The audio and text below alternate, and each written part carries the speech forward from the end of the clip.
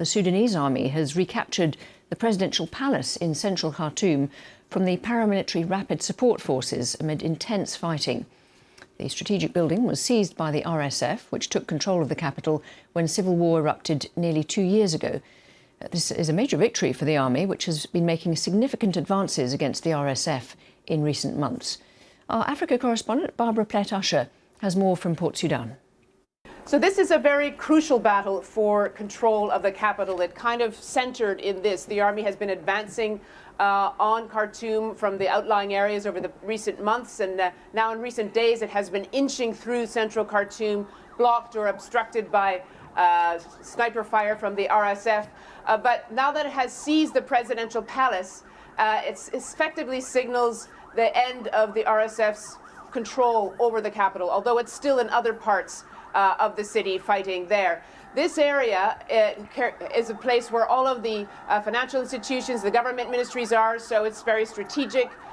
It's also, the palace, quite a symbolically important building because it has historical and political culture consequences and significance.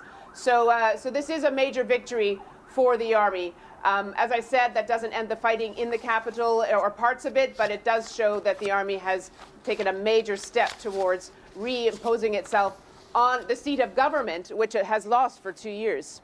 And the impact of this civil war has been huge, hasn't it, in terms of numbers of people killed, but also the sheer numbers who've been displaced by it?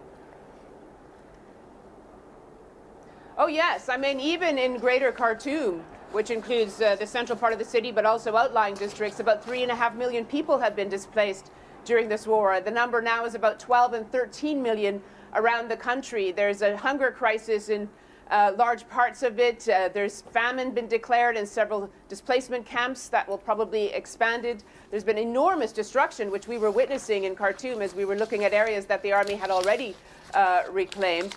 And there is, no power, no electricity, and a lot of death. Tens of thousands of people have died. So the consequences of the war mean that it is not going to be over anytime soon. But also just the military dynamics, because although the army looks as if it's going to regain control of the capital, that doesn't end the war. The RSF is controlling parts, most of the west of the country, large parts of the south of it.